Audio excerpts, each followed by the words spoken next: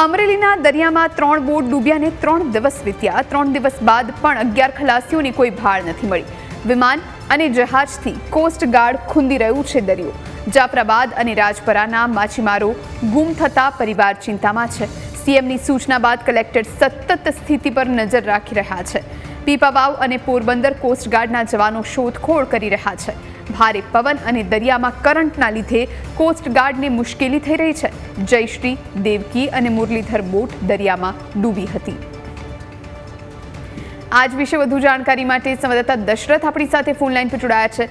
દશરથ, જે ખલાસીઓ છે એમની શોધખોળ કરવામાં આવી રહી છે, માછીમારોની શોધખોળ કરવામાં આવી રહી છે। 3 દિવસ વીત્યા છે આ ઘટનાને, શું જાણકારી?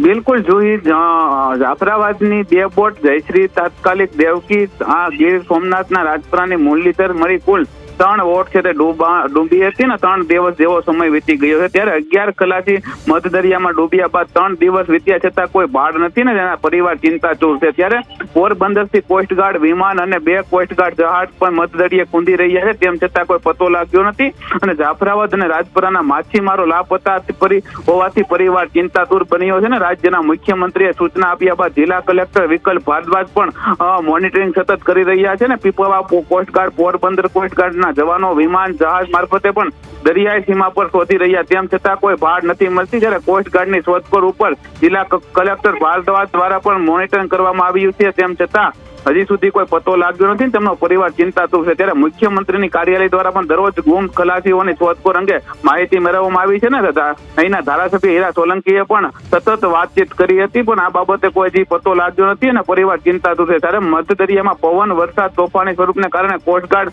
મુશ્કેલી સર્જી રહ્યું છે, પણ હવે જોવાની વાત છે કે પરિવારની ચિંતા દૂર થાય અને કોઈનો પતો લાગે તેવી પરિવારજનો રાહ જોઈ રહ્યા છે। જી દશરથ, આભાર આપનો જાણકારી આપવા માટે।